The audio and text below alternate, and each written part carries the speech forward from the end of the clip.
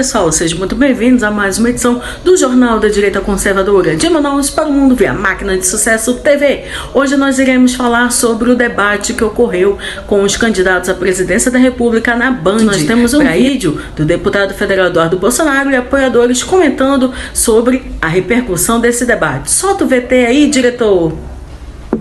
E caramba, como é que tá com o link do Prepara Brasil, não é isso não? Aqui hoje a gente está com, cadê? Aqui essas feras, agora tá bom lá no cantinho ali, ó. Pazuello 2212, delegado Ramagem 2217. Olá a todos vocês que estavam acompanhando o debate. Vou começar agora aqui uma conversa de alto nível entre amigos, deliciosa, nessa noite agradável. Deixa eu botar aqui na tela já. Boa noite, Ramagem, boa noite, Pazuello, como é que vocês estão? Boa noite, Eduardo. Felicidade. Boa noite, Pazuello. Essa água aí, Pazuello, é água do Lula, não, né? Como é que é? Essa água aí é a água do Lula? Porra, brother, essa água aqui pra quebrar o galho, porque foi longo o negócio, 3 horas de porradaria, hein, meu irmão? Foi um tratoraço, batendo cajado, cara, de cajado na galera. Cara, deixa eu perguntar primeiro aqui. Ramagem, o que você acha que a imprensa vai falar amanhã sobre... Ou melhor, de repente já tá aí agora, mas o que você acha que o pessoal, padrão aí, Vera Magalhães, vai falar? Vão querer desvirtuar, vão querer fazer mimimi, vão falar que o presidente foi desagradável, mas o presidente foi autêntico, deu paulada logo de cara, deixou o Lula desnorteado logo com a primeira pergunta, e os candidatos de 1% é que a imprensa vai colocar que aumentou um pouquinho a colar. Vai ser por aí. Olha, eu acho o seguinte, cara. Aí. Opa, tá falando, Eduardo. Fala aí, Eduardo. Cara, eu acho que... Não, eu ia te fazer essa pergunta aí. Alguma coisa a destacar? Não, eu acho que tem uma coisa para falar. Que é o seguinte. Você vê que eles estão combinados, né? Porque a política, ela manda em tudo, cara. Qual é o jogo deles? Eles querem derrubar o presidente com assunto de mulher.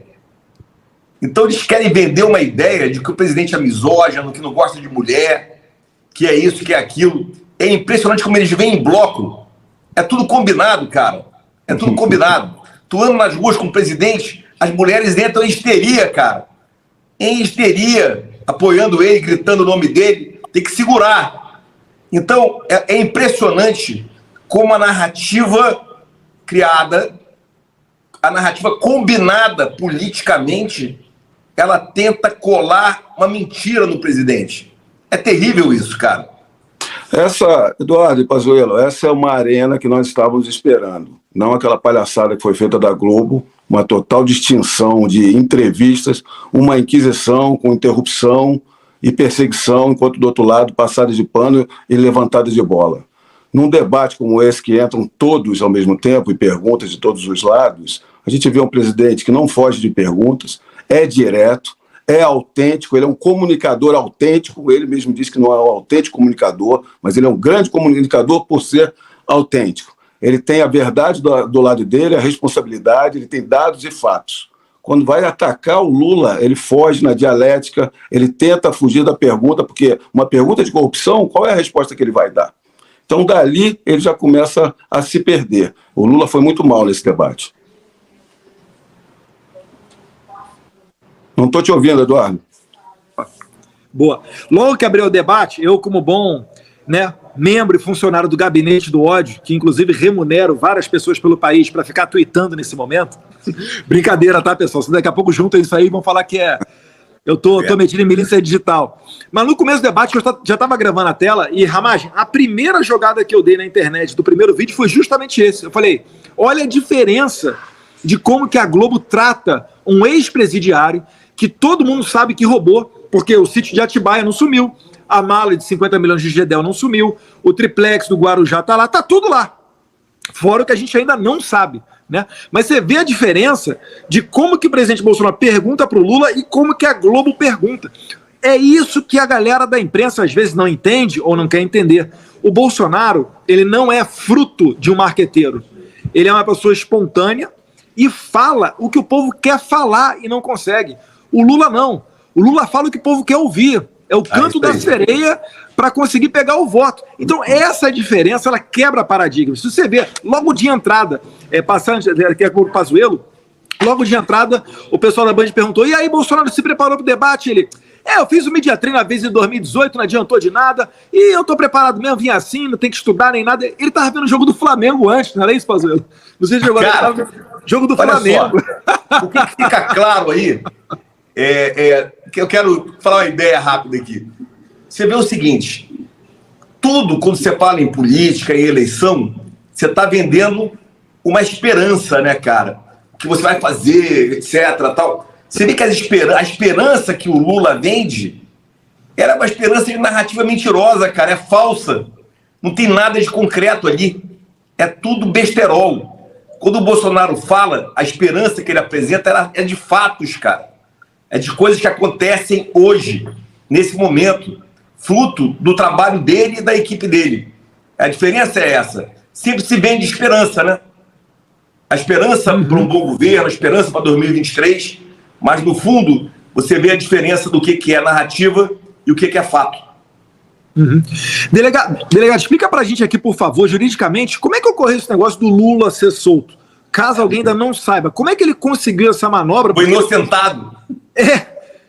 Às vezes as pessoas não entendem, a gente tem que ficar repetindo para elas entenderem, né? Mas explica pra gente, por favor.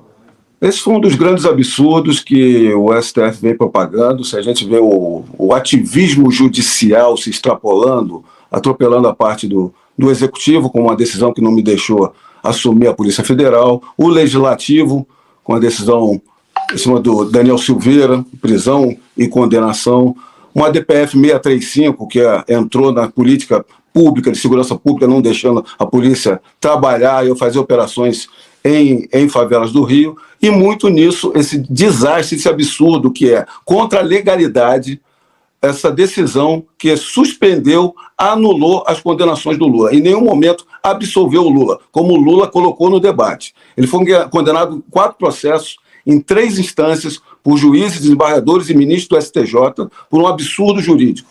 Gostam de falar uma canetada é pejorativo para dizer que foi algo leviano ou precário. Foi muito pior que isso. Foi contra a total legalidade. A questão do Lula foi colocada, a condenação com diversas provas, conjunto probatório contra ele, foi colocada por uma informalidade, uma formalidade de competência do juízo em questão.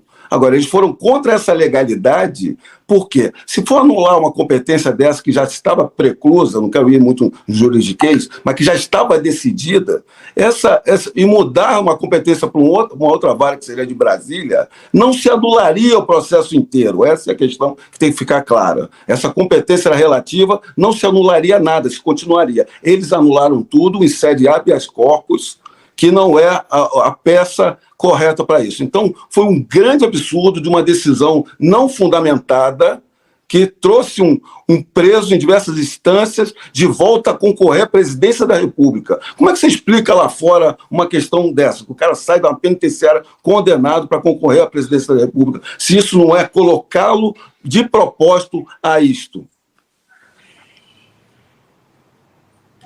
E outra questão que foi levantada ali, Pazuello, aproveitar que o senhor foi ministro da Saúde, foi a questão das vacinas. Algumas vezes, eu não sei qual candidato exatamente falou, atrasou para chegar a vacina.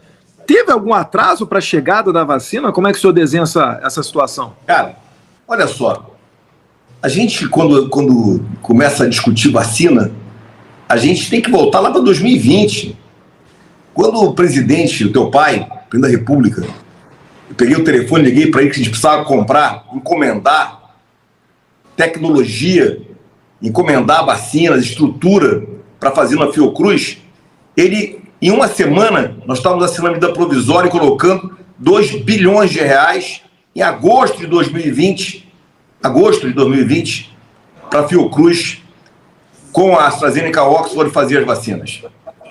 Em setembro, mais 2,5 bilhão assinado com teu pai junto com o presidente, para poder entrar no processo de fabricação de vacinas da COVAX Facility, que é junto com a ONU, com a OMS. Isso aconteceu em agosto e setembro de 2020. Em dezembro de 2020, pelo processo de contratação, de tecnologia, etc., com a Fiocruz, nós já estaríamos com as doses da AstraZeneca Oxford. Mas houve um processo, digamos, nunca explicado, onde o IFA chinês ficou preso lá na China e não veio para a Fiocruz o material para a produção da vacina.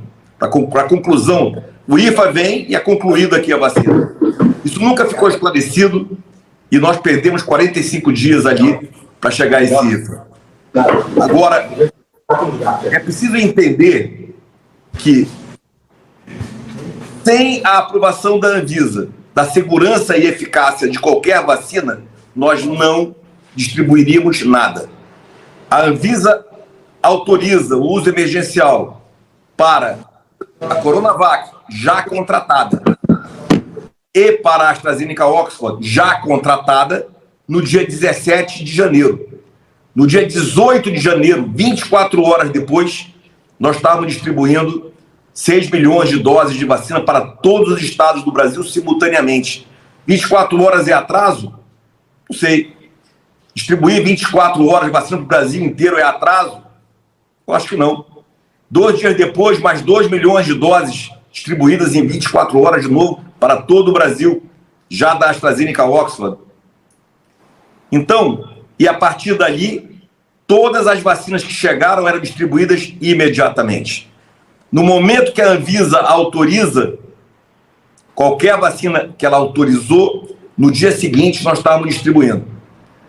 Quando nós compramos a vacina da Pfizer, que na minha gestão nós compramos 100 milhões de doses da Pfizer, ainda em março de 2020, nós compramos no mesmo dia que foi promulgada a lei, foi promulgada a lei que autorizava comprar, independentemente das cláusulas complicadíssimas que a Pfizer nos obrigava a aceitar. No mesmo dia que foi promulgada a lei, nós compramos a Pfizer. Não podíamos comprar antes. Então, 24 horas é atraso? Eu fico imaginando isso, porque é o seguinte, a Pfizer ela não se responsabilizava por eventuais efeitos colaterais. E continua não se responsabilizando. Mas aí tá, imagina se o presidente compra a vacina da Pfizer sem autorização do Congresso, o que não iam falar dele? Aí ia ser um festival de efeitos colaterais, pode ter absoluta certeza disso. Tinha alguém aqui falando, mudando um pouquinho o tema, né? Falando sobre orçamento secreto. Gente, tá no meu Twitter. O Kim Paim fez um vídeo excelente. Eu já discursei da Câmara. Orçamento secreto é suave de falar. Porque o Bolsonaro, às vezes meu pai, acho que ele é até muito humilde. Ele vetou 2 vezes o tal do orçamento secreto. 2 vezes.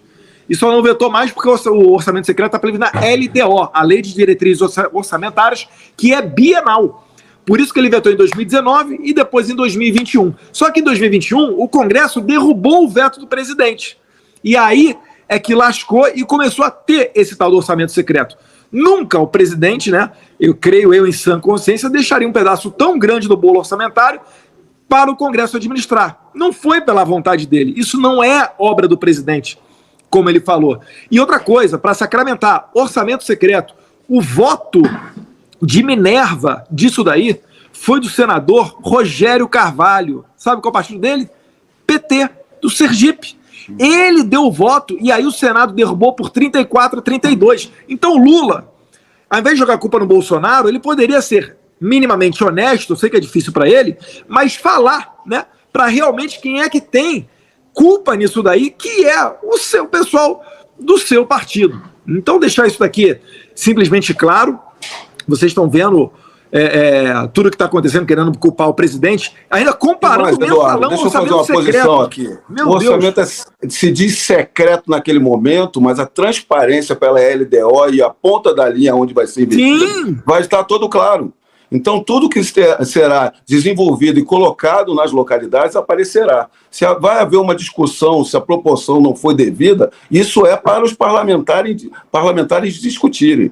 O que acontece é que eles não têm nenhum motivo, razão, nem fatos, nem dados para argumentar qualquer caso de corrupção ou de erro de estruturação do governo federal. Então, eles ficam colocando o orçamento secreto, porque o nome é sugestivo, e que não foi dado causa pelo presidente, não tem nenhuma irregularidade e foi votado pelo Congresso Nacional. Cara, só para lembrar, orçamento secreto é o RP9, né? Só porque a gente está falando do RP9. Exatamente. Então, o orçamento secreto é o quê? É dar ao Congresso a destinação de 16 bilhões, 18 bilhões de reais. É essa a ideia? É por aí. É mais ou menos por aí, né? Vai por aí, parceiro. Não Cabe ao Congresso Nacional dar a destinação de 18 bilhões de reais. É isso que é o secreto?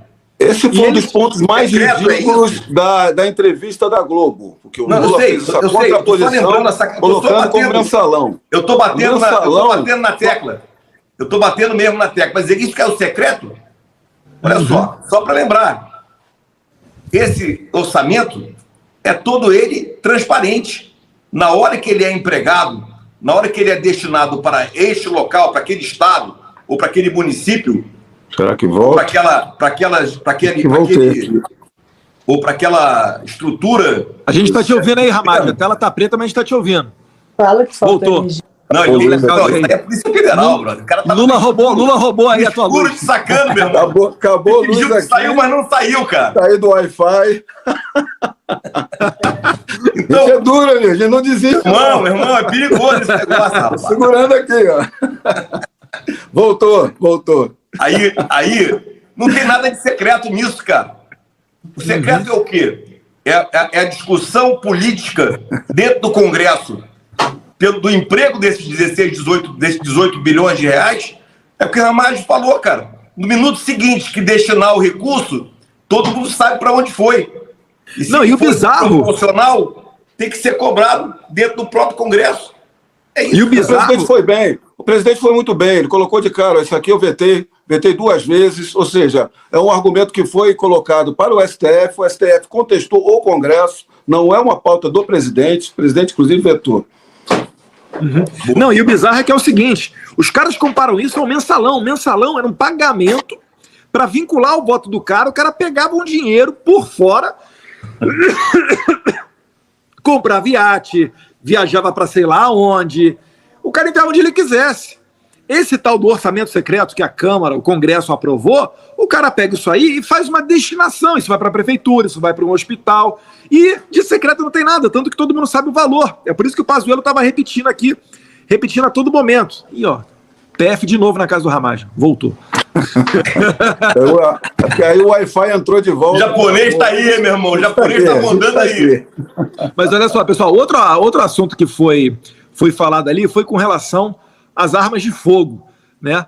Eu quero colocar aqui, não era exatamente essa notícia não, mas serve. Deixa eu ver se essa daqui. Fechei. Tem que aprender com quem aí, Eduardo. Na verdade, é que tô na correria. Eu queria passar aqui, na verdade, eram vídeos do debate, mas tô tendo dificuldade. Mas sobre armas de fogo, né? A gente tem aqui o Pazuello, é general do Exército, o Ramagem, delegado da Polícia Federal. Queria saber o que vocês acham com relação às armas de fogo. Esse presidente mandou bem ali também Na verdade, ele nem teve muita possibilidade de falar, né? Foram mais o pessoal da oposição que falou com relação às armas. Eu quase perguntei pro Ciro, eu falei, ô Ciro, você falou que ia receber o Moro a bala. Você é contra o armamento. Você vai comprar essa arma onde, né? Enfim, mas eu queria saber, começando por você, Ramagem, sua opinião sobre armas de fogo, se você acha que influencia a sociedade a ter um aumento da criminalidade. Primeiro que o Ciro ficou em cima do muro. Ele foi bater em arma, mas ele lembrou que ele precisa do rural. Aí no meio do caminho ele falou, mas lá no campo eu acho que precisa. Então ficou controverso o que ele colocou, ele ficou ali no politicamente. O que está claro que a política do desarmamento foi um fracasso de segurança pública. O que está mais claro ainda são os gráficos fáticos, que a quantidade de homicídio caindo, está caindo a quase 30%, não é de 3 para 2, não, é 60 mil para 40 mil, ao mesmo tempo que o gráfico de subida de armamentos com cidadão de bem. O cidadão de bem, para ter armas, ele preenche determinados requisitos. Ele precisa de emprego fixo, residência, passar um psicotécnico. Então, tem uma série de requisitos que demonstra que ele é capacitado àquilo e que ele quer, o que ele mais quer é defender seus bens e sua família. E por quê? Porque a polícia não consegue, por mais preparada e com recursos, estar em todos os lugares. Então, o cidadão de bem ter esse benefício faz com que tenha ajuda, inclusive, para a própria segurança pública. Esse é um exemplo dos Estados Unidos, lógico, e não das ditaduras, que a primeira decisão que eles fazem é tirar o armamento de bem. Eu coloco ainda como um dos benefícios dessa política socialista, ideológica socialista, que tem diversos pilares de benefício aos criminosos. E um deles é esse, desarmar o cidadão de bem para deixar armado o criminoso. Compartilha da opinião, Eduardo, a segunda emenda, lembra dela? Eu não lembro detalhes dela, mas é para o cara se defender.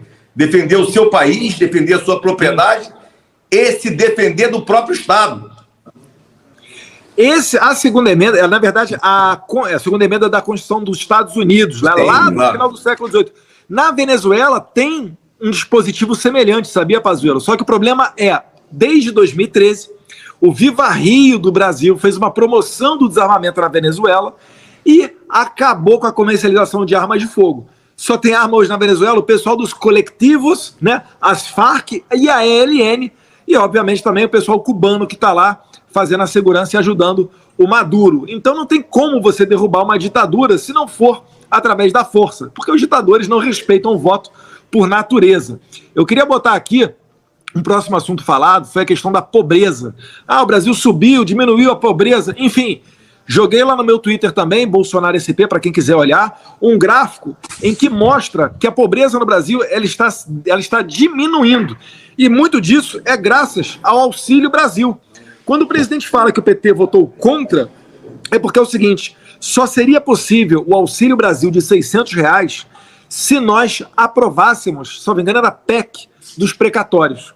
O PT foi contra a PEC dos precatórios. Por quê? Porque ele queria engessar o governo. Ele não queria deixar o governo dar R$600 para você, que é a pessoa mais humilde, não consegue se erguer sozinha. E além disso, o Auxílio Brasil, o presidente mandou bem também. Mesmo que você trabalhe, você recebe o benefício. Eu vou passar um videozinho aqui de 1 minuto para a gente entrar nesse tema, falar para vocês aí sobre Auxílio Brasil e combate à pobreza. Como, por exemplo, através do Centrão, nós conseguimos o Auxílio Brasil de R$600 para 20 milhões de famílias.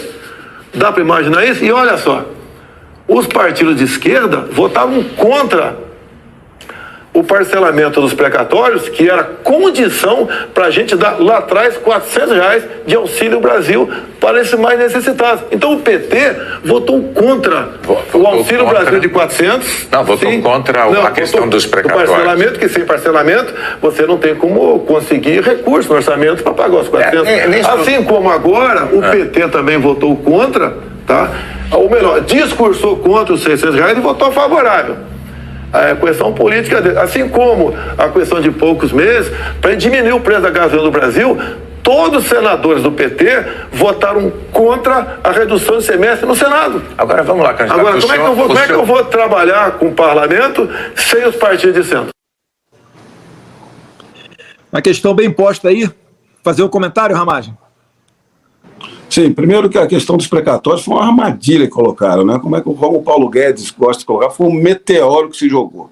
E após todas essas provações que o governo Bolsonaro passou, da pandemia, da crise hídrica e da guerra da Ucrânia, que muito influenciou aqui, nós tivemos, sim, o governo federal teve que fazer uma assistência devida à população.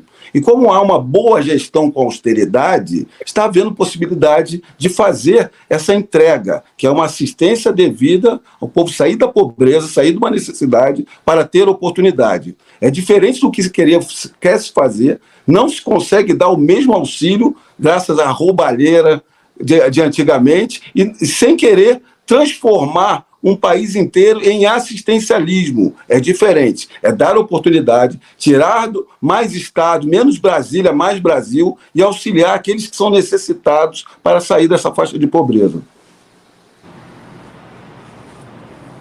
Pazuello, você que comandou uma... Não chegou a comandar a Amazônia não, né, Pazuello? Teve lá em Roraima. 12ª região militar, né? A 12ª região militar pega o estado do Amazonas, Roraima, Acre e Rondônia, mas ela é voltada à estrutura territorial logística, né? É a parte bem pesada. Mas sim, mas pega é uma das a Amazônia regiões, toda. É uma das regiões mais humildes do Brasil. Chegou a pegar, é que eu não lembro exatamente o momento em que o senhor deixou de ser ministro da Saúde. Chegou a pegar o auxílio emergencial com certeza, mas o Auxílio Brasil não, né? Não, olha só. Eu quero voltar ao filme aí na tua colocação inicial com o Ramage para dizer o seguinte. Você imagina quando você vai assumir um governo lá início de 19, então você tem um plano de governo, você tem seus objetivos, você tem uma estrutura de ministros técnicos, você tem o Paulo Guedes tocando um super ministério com poderes para fazer as coisas acontecerem. Em 2019, muita coisa aconteceu, muita coisa funcionou e, óbvio, o país decolando. E aí, meu amigo, começa a pandemia e começa o quê? Uma coisa completamente desconhecida, onde você tem que tomar decisões em conduta todos os dias. Então, a velocidade do processo decisório do governo Bolsonaro com seus ministros foi fundamental para que as decisões na conduta fossem rápidas e efetivas. E mesmo na conduta, Eduardo Ramage, decisões de conduta, cara, elas foram fundamentais na pandemia para nós chegarmos no pós-pandemia decolando, cara. Olha só, pós-pandemia e não pós-guerra, né, mas durante a guerra na Ucrânia e as consequências da guerra atuais. Então você tem as decisões, o que foi feito pelo governo em todos os ministérios, decisões para manter os empregos, manter a economia, manter funcionando, atender as pessoas, vacinar as pessoas, trabalho, criar emprego, tudo que foi feito na pandemia e durante o ano de 21, ele deságua em resultados campeões agora no pós-pandemia. Então, nada está acontecendo por acaso nesse momento com a inflação, nada está acontecendo por acaso com a queda do desemprego, não é por acaso que o país está sendo olhado de forma diferente no mundo como o único país que tende a crescer neste momento. Então, isso tudo é consequência do que foi feito na pandemia. Eu acho que esse é o grande tchan que tem que ser batido. Eu botei na tela aí, Pazuello, o gráfico com relação à pobreza. Né? Famílias com menos de 1,90 dólares por dia, né, em percentuais totais. No mundo, está quase 10%. Houve um leve aumento nos últimos tempos aí, obviamente por conta da pandemia, aumento de 15% nos últimos tempos. E no Brasil está a linha verde, o Brasil está ali, ó, em 4%, em uma queda, mesmo durante a pandemia, graças a esse auxílio emergencial, que depois se transformou no Auxílio Brasil e que o presidente já falou que será mantido. Ele conversou com o Paulo Guedes e falou que será mantido o auxílio. Deixa eu voltar aqui na tela, calma aí. Será mantido, porque aqui faltou luz novamente, mas a gente é brasileiro, a gente não desiste, estamos juntos. Rio de Janeiro, cada tiroteio aí fica a luz aí. Ou alguém furtou, né? Alguém furtou. E será mantido com uma gestão com austeridade, uma gestão com eficiência, integração entre ministérios, coisa que não se via em governos anteriores. Os ministérios eram verdadeiros feudos, então não se comunicavam pelos propósitos de corrupção, que a gente sabe. Então, o que se viu é que o Brasil empregou um percentual do nosso PIB entre os países emergentes, disputando com a Austrália quem mais empregou o nosso PIB no combate à pandemia. E tendo voltado, a dívida pública voltado mais rapidamente aos patamares antes da pandemia. Por isso que nós estamos com o PIB subindo, desemprego caindo e mais oportunidades para a população. É o dever de casa bem feito, né, brother? Exatamente, Pazuello. Dever de casa bem feito. Finalmente agora vou conseguir aqui passar um dos vídeos. Fiz mágica aqui, meu Deus do céu. Em homenagem a todo mundo aí que tá aqui falando de gado, falando de sei lá mais o quê, tchutchuca do Centrão. Vou passar um vídeo para vocês aí para ver se vocês sofrem esse exorcismo, ver se vocês abrem o olho. Pela primeira vez, que gosto que dá você. Olha, baita orgulho do meu pai. Às vezes eu falo assim, pô, é meu pai, mas não é porque é meu pai, não. Porra, do caralho. Olha isso aqui na cara do vagabundo. Bem, do Lula, ainda bem que a natureza criou esse monstro do coronavírus. Que moral tu tem para falar de mim, o ex-presidiário? Tá? Nenhuma moral. Sigilo de 100 anos, uma lei lá do tempo da Dilma. Para as questões pessoais, meu cartão de vacina ou quem me visita na Alvorada. Nada mais além disso. Orçamento secreto, eu vetei. O parlamento derrubou o veto. É lei. O seu partido, Lula, votou para derrubar o veto no tocante ao orçamento secreto. Não tenho nada a ver com isso. E dizer a vocês também, a vacina corromper, tentou corromper, tá de brincadeira, nobre senadora. Tentou corromper? Cadê a corrupção? Cadê o contrato assinado? Cadê a nota? Não tem nada. Só fake news e mentira a meu respeito. Pazu, como é que é esse escândalo de corrupção de R$0? Explica pra gente, cara. Que obra de arte é essa, cara? Brother, olha só. Pareceu um maluco, cara, lá na CPI, inventando um caô, uma história sem fim. Meu irmão, olha só. Um maluco não, um cara que já é famoso por ser irmão de estelionatário, né? Bom, 7-1, cara. O cara é 7-1 nos Estados Unidos, veio pro Brasil. Esse 7-1 tava no Distrito Federal, a barra sujou pra ele lá. Veio se candidato aqui em São Paulo, cara. Porra, tá igual o Moro, cara. Já largou na frente do Moro, né? Que o Moro nem sair candidato em São Paulo, ele conseguiu. Teve que voltar lá pro Paraná, se ver com os paranaenses e não tá boa a barra pra ele, não. Olha só, eu vou dizer uma coisa pra ti, cara. A pandemia, como ela era realmente uma coisa completamente desconhecida e as decisões eram todas eram passíveis de ser sim ou não, é um prato cheio para a política, cara. Ou seja, se você não sabe nada e o presidente diz que é água, aí tu diz, pô, brother, ele tá errado, é pedra. Se tu não sabe nada e tu diz que é pedra, aí não. Como ele disse que é pedra, então é água. Ou seja, fica fácil você trabalhar uma narrativa quando você está lidando com um troço que ninguém conhece, o desconhecido. Entendeu? Você não sabe para onde anda. E aí, meu amigo, o nego criou narrativas políticas para tentar desidratar o presidente, que ele estava muito, muito acima de tudo. E agora está voltando de novo, vai voltar forte.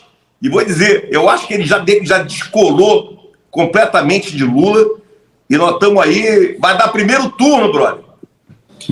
Eu não vou ficar surpreso se der primeiro turno. Juro pra você. Vai dar primeiro turno, cara. Assim, o que eu vejo, né? Pelo menos eu, aqui em São Paulo, a gente foi em Piracicaba, foi em São Carlos. Teve um cara que chegou perto de mim lá. Tiveram 2 candidatos em São Carlos que vieram naquele estilo Mamãe Falei, sabe? O cara lá da Ucrânia. Vieram fazendo videozinho. Aí a imprensa, não sei o que, eleitor nada, um é vereador do PSOL, o outro era candidato do PMDB, os 2 candidatos a estadual. Mas tirando esse capítulo retardado desses retardados aí, Piracicaba, sensacional. Votuporanga hoje de manhã com Tarcísio, sensacional. Em Jales, muito bom também. O interior todo aqui no estado de São Paulo tá igual 2018, né? A nossa campanha... eu tinha o hábito de sair pelas ruas e fazer o que a gente chama de arrastão, né? Que é botar em para-brisa de carro, passou alguém, panfleta, vai na caixa de correio da casa em série ali. Eu não consigo mais fazer isso, porque a gente para, bate uma foto, vem outra pessoa para, bate uma foto, alguém para o carro, enfim. Tá voltando aquele clima de 2018. Aí no Rio de Janeiro, Ramagem, como é que é a tua percepção com relação à campanha eleitoral? E ainda falta esquentar. A gente sabe que a campanha vai esquentar mesmo quando entrar setembro e depois do 7 de setembro também, né? Está no mesmo sentido, Eduardo. Eu tenho andado bastante pelo município, capital do Rio, vai a diversos bairros e andado pelo interior. Então você se depara de classe A a D.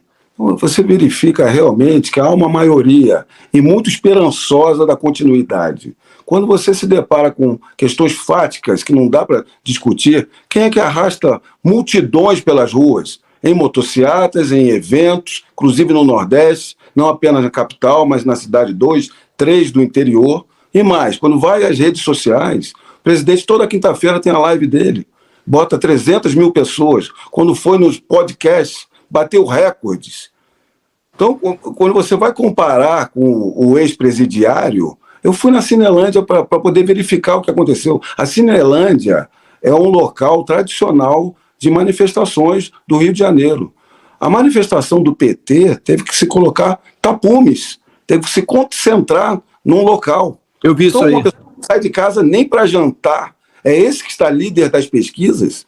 Então, eu pergunto isso nas ruas. O que você está achando? Eu não falo nem se ele confia ou não em pesquisa. O que ele está achando das pesquisas? O pessoal vê como um absurdo, que não é. Onde é que eles estão fazendo essas pesquisas? Por quê? Se a matemática aplicada, a técnica está correta, chancelada pelo TSE, que a gente já também não tem muita credibilidade para nós, onde é que eles estão fazendo essas perguntas das pesquisas? Estão fazendo o quê? Na sede do PT? Numa penitenciária? Devem estar fazendo no Projac, não é possível. Às vezes eu me pergunto sobre com relação às pesquisas, eu vou botar aqui na tela rapidinho para explicar, só uma das maneiras, tá, que é feita pesquisa no Brasil. Olha só, calma aí, antes de eu botar essa daqui, que essa aqui é sensacional, ó. Não. Cadê? Isso aqui. Pessoal, isso daí é a pesquisa da Genial Quest, é uma das mais citadas hoje em dia, tá? Vamos pegar aqui, ó, no quadro do meio, a gente tem aí o Maranhão. Você tem ali São Luís, o número de pessoas entrevistadas pela Genial Quest, 32. E logo abaixo, com uma tarja verde, você está vendo Imperatriz, 0 pessoas entrevistadas. Aí tudo bem, vamos ver ali como é que esse pessoal votou em 2018. Em Imperatriz, o Bolsonaro ganhou em 2018 com 55%. E é a segunda cidade com o maior número de eleitores do Maranhão. Só que a Genial Quest desprezou Imperatriz e foi para outra cidade. Ali abaixo você tem Alto Alegre do Maranhão, Alcântara, São Luís Gonzaga e até São Francisco do Brejão, que tem 6 mil eleitores a cidade apenas. Então o que acontece? Para a pesquisa ser regulamentada no TSE, ela tem que ter parâmetros acreditando que eles são sérios, tá? E que eles fazem isso. Tem que ser 53% mulher, 47% homem, tem que ter tantas pessoas de tal idade, tantas pessoas com tal renda, para tentar reproduzir o retrato da sociedade brasileira. Mas não fala nada com relação à região. E nessa daí, filho, os caras deitam e enrolam. Aí você vai no Datafolha, vai lá no site TSE, pesquisa Datafolha. Nem a cidade o Datafolha costuma disponibilizar. Então, meus caros, quem acredita em pesquisa, pelo amor de Deus, né? É complicado de você querer dizer que as pesquisas reproduzem a verdade. Fora isso, se você for lembrar que em 2018 não retratava, o presidente não ganhava de ninguém, no segundo turno não ganhava de nenhum outro candidato, e em 2020, pior ainda, as pesquisas botavam todos os candidatos prefeitos de esquerda sempre uma margem muito mais à frente. Então essa é uma constatação que não se deve, no mínimo, não se deve confiar no resultado das pesquisas. Eles vão sempre tentar ajeitá-la para o final, perto das eleições. É o pouso forçado na realidade. Olha, teu sentimento aí, Pazu, no Rio de Janeiro? Tu sabe que Rio de Janeiro, também andei um pouquinho, né? E eu vou dizer uma coisa, cara. É 70-30. 70-30 no Rio de Janeiro. Onde a gente anda. Claro que tem, é óbvio que tem um pessoal ainda raivoso, um pessoal ainda cego, que é uma esquerda nervosa no Rio de Janeiro, somente a caviar, né? E isso é real, é real.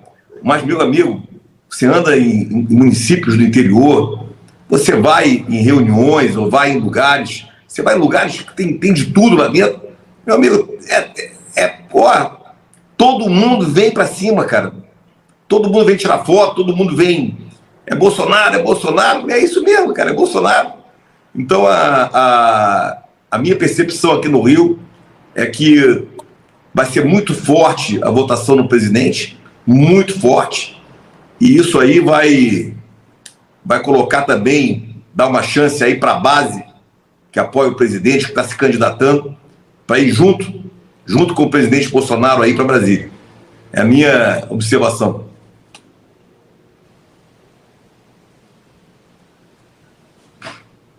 Opa, foi mal. E uma coisa que é interessante, o Pazuello levantou a bola, e é essencial, na verdade, não é só interessante não, é que vocês estão vendo que o problema não está no presidente da República. Ele carrega uma barra pesadíssima, só que a vida dele seria muito mais fácil se ele tiver um Congresso mais alinhado com as ideias dele. Então o que a gente precisa? Precisa de deputados federais e senadores que pensem de maneira mais convergente com o presidente. É por isso também que eu estou aqui com o Ramagem e com o Pazuello. Os dois são candidatos a deputado federal pelo estado do Rio de Janeiro, tá? Aí, o número que tá aí do lado, o Ramagem é o 2217, o Pazuello é o 2212, e eu queria aqui passar um videozinho deles para ver se vocês concordam, se eles estão se saindo bons candidatos. Cadê? Quero ver, Ramagem, quero ver esse vídeo, hein? Ih, cara, não deu tempo de subir o vídeo? Não deu tempo de subir o vídeo, cara. Enfraquece a amizade. Aí enfraquece a amizade, cara, essa hora. Mas, ó, deixa eu começar com o Ramagem, depois passo pro Pazuello. Deixa eu tentar subir o vídeo aqui. Ramagem, o que você tem a dizer que te motiva a sair candidato e ser o representante dos cariocas e fluminenses na Câmara dos Deputados?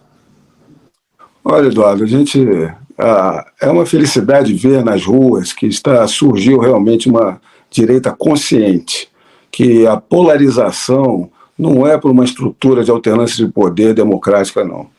Se nós perdermos essa eleição, vai voltar todo esse câncer para trás de roubalheiras, de atraso, de política identitária, de vitimismo, de assistencialismo, para tomar o país e nos levar, destruir nossas riquezas, acabar com oportunidades e levar o povo para a miséria. O que aconteceu comigo, e aí já é a instância de STF, que foi negada a mim uma possibilidade de assumir o mais alto cargo da minha instituição, que eu atendia os requisitos e cumpria com um currículo exemplar e de confiança do presidente da República. Quando surgiu essa possibilidade, o presidente da República me deu essa missão.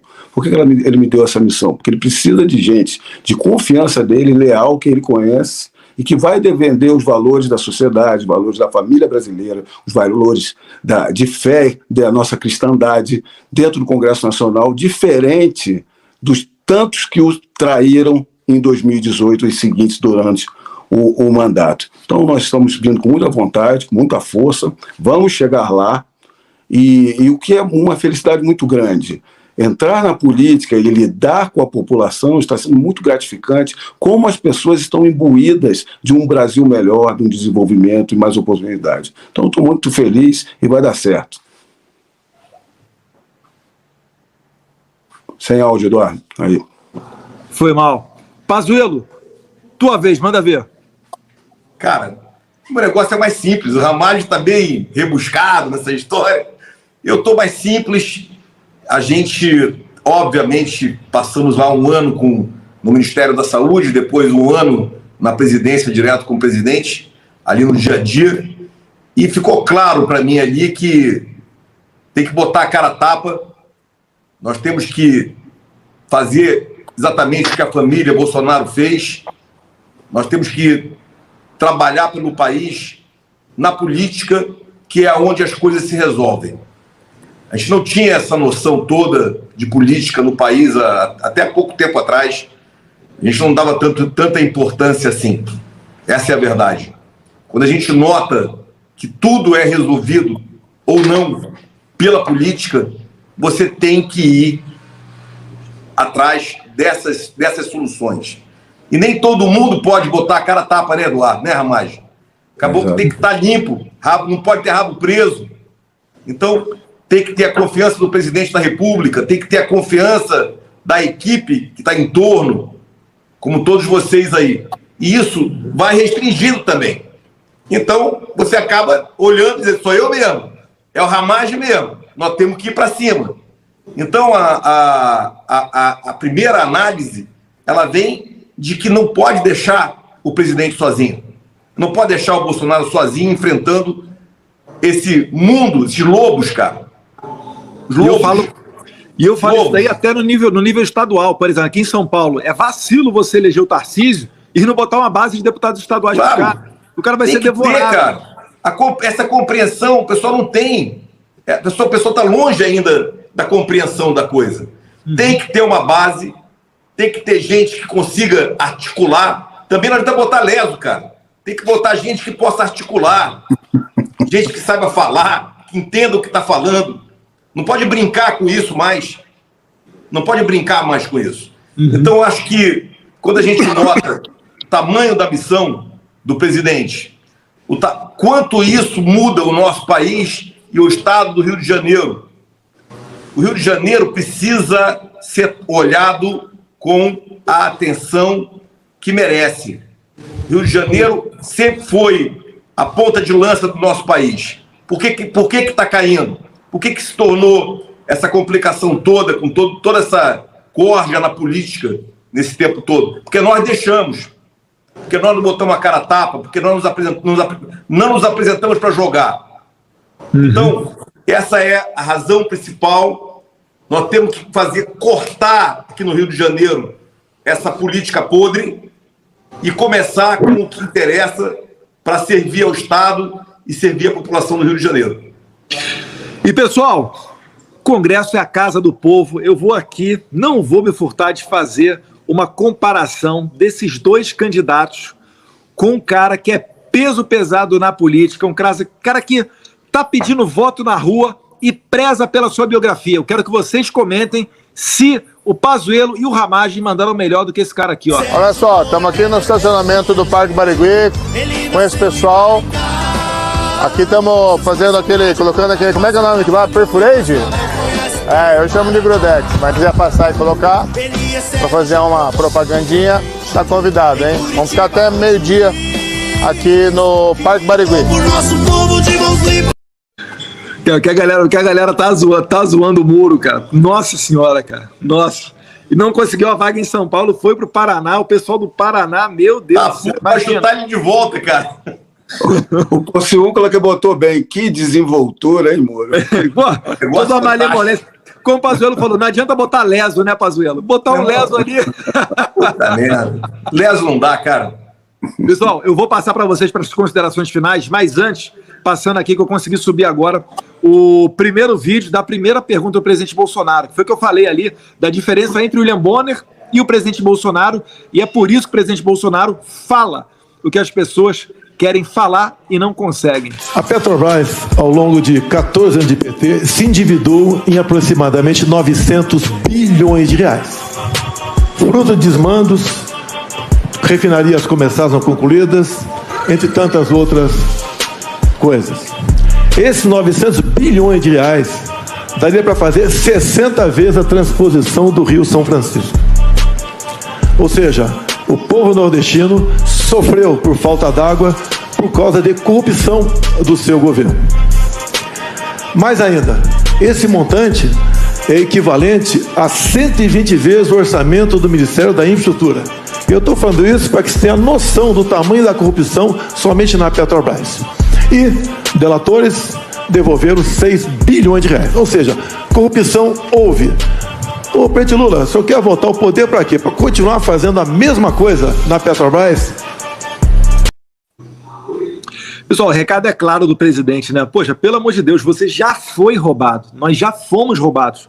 O presidente Bolsonaro, com uma pandemia, com guerra na Ucrânia, começando o governo com Brumadinho, óleo no Nordeste, fogo na Amazônia, já gerou para mais de 4 milhões de empregos. A gente está conseguindo finalmente reduzir para casa de um dígito, abaixo de 10%.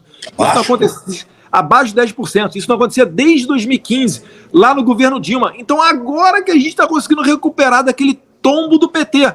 Não é justo que vocês coloquem, né, de volta na cena do crime justamente quem cometeu o crime. Ramagem, suas palavras finais. Se quiser emendar aí na questão de corrupção, falar da sua atuação na Polícia Federal também, do seu currículo, por favor, fique à vontade. Não, primeiro falar do ex-presidiário, né? Quantos escândalos de corrupção, de peculato, presidente do PT, secretários do PT, Banco do Brasil, presidente do Banco do Brasil, da Caixa, de todas as estatais presos. Isso é crime contra a administração pública. Ele não foi absolvido de nenhum desses crimes, foi uma canetada anulado. Ele está concorrendo para assumir como chefe da administração pública. Isso é inconcebível. O presidente Bolsonaro foi muito bem no debate, tratorou. Por quê? Porque tem dados, tem fatos, é autêntico, e tem resposta na ponta da língua e conhece todos os assuntos. Enquanto o outro lado foge das perguntas, por quê? Porque são constrangedoras para ele. Não há como se furtar aos fatos. Nós estamos com o presidente Bolsonaro. Por quê? Porque o presidente pode muito, mas não pode tudo. Na nossa Constituição, o Executivo depende muito do Legislativo. O Legislativo aprova as leis, faz toda a gestão orçamentária e fiscalização. Ele precisa de pessoas que ele conheça o trabalho, que sejam leais a ele e que tenham conteúdo para trabalhar forte por uma direita, por um Brasil melhor. Então, estamos juntos, vamos em frente, vai dar certo. Cadê? Pazuello, manda ver, general. Vamos lá. Olha só. Eu quero voltar um pouquinho ao negócio da arma, cara. O povo armado é a garantia da manutenção da liberdade, cara. E aí, quando você fala em liberdade, você puxa os valores que o presidente fala todos os dias, para mostrar a coerência do que nós estamos falando. Nós estamos falando de família, nós estamos falando de pátria, família e liberdade nessa linha. Então, é preciso compreender e ter coerência com o que se faz. Eu queria voltar nesse ponto para voltar, então, no porquê e nas minhas considerações. E queria colocar aqui que eu tive muita honra, cara, de ser convocado para a missão pelo presidente da República para ser ministro da Saúde. Eu jamais negaria. E jamais negaria qualquer missão que pudesse ajudar o povo brasileiro, salvar vidas numa guerra como aquela que foi o combate à Covid-19. Então, ter sido lembrado pelo presidente e a ser acionado para assumir lá, me dá muita honra e eu tenho muito respeito a ele por isso. Depois que nós terminamos a missão no Ministério da Saúde, em março de 2021, eu fui trabalhar com o presidente direto como assessor especial para assuntos estratégicos da presidência. E convivi com ele ali no dia a dia. E eu queria fazer aqui um testemunho que eu já fiz em outros lugares e eu quero fazer de novo. Eu quero deixar isso muito claro. O presidente trabalha muito, tem profundidade em todos os assuntos dos ministérios. Isso daí que é a verdade. As coisas não acontecem apenas porque acontecem porque tem um líder e um chefe empurrando para que as coisas aconteçam. Eu vi o presidente se empenhar diretamente para fazer as ações como o Auxílio Brasil, para fazer as ações para baixar o combustível. Eu vi isso, ninguém me contou. E era o dia inteiro batendo, o dia inteiro tratando com política, tratando com o Congresso, tratando com o Ministério, chama a Petrobras, bate. Isso é trabalho, cara. E isso fez com que a gente se motivasse, eu me motivasse, Ramagem igual. Eu falo pelo Ramagem aí, nesse momento eu falo por ti junto, irmão. Nós nos motivamos por ele. Essa é a motivação. Não é só uma motivação interna nossa, eu descobri que eu quero ser político. Não, cara. Nós nos motivamos pelo exemplo dele e esse é o caminho que nós estamos seguindo. Confiem que a gente tem valores, confiem que nós vamos lutar pelo nosso país, que nós aprendemos a servir a pátria, o Ramagem na Polícia Federal, o Eduardo na Polícia Federal e eu no Exército por 48 anos. Servir para nós é normal, é o nosso dia a dia. Nós servimos a pátria, servimos ao povo brasileiro. E vamos continuar servindo como políticos. Nós vamos ganhar essa eleição e vamos fazer uma bancada forte do Rio de Janeiro no Congresso Nacional, Ramagem. Vamos junto. Muito bem, Pazuello. É isso. Bora. Pazuello, te encontro lá 7 de setembro em Copacabana, Pazuello. Porradaria, meu irmão. Pessoal, agradecer vocês. Antes de fazer aquele merchan, estou fazendo o lançamento do meu livro com o Matheus Colombo, dia 6 de setembro, no Instituto Conservador Liberal, em Brasília. Perfeito. Jair Bolsonaro, fenômeno ignorado. Conta a história de vida pregressa do presidente. Depois eu entro ali na questão da eleição de 2018 e um pouquinho do governo, para a gente ter uma contraposição de alguém que participou desse processo de dentro, porque tem muito lixo circulando aí, tem até documentário, né? Aquele Democracia em Vertigem, enfim, mas é isso daí. Ramagem, Pazu, obrigado, tamo junto. Abraço, galera. Um abração, fica com Deus. Deixa eu ver aqui, expulsar o estúdio, pá. E pessoal, lembrando para vocês também, estão reabertas as vagas lá para o nosso Prepara Brasil, nosso curso, treinamento que a gente diz, né? Junto com o Feras aí, sempre falo da Ana Campagnolo. Eu sou fã do Rogério Greco. A gente trata de ativismo judicial. Ele, 3 décadas de Ministério Público.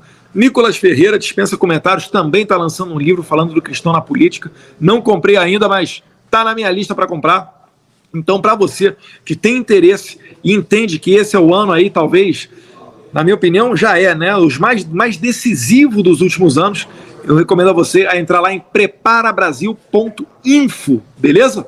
Entra lá, dá uma olhada, se for do seu feitio, dá para parcelar em 10 vezes de R$17. É menos do que uma pizza por mês para você adquirir aquilo ali que é praticamente uma mini universidade conservadora.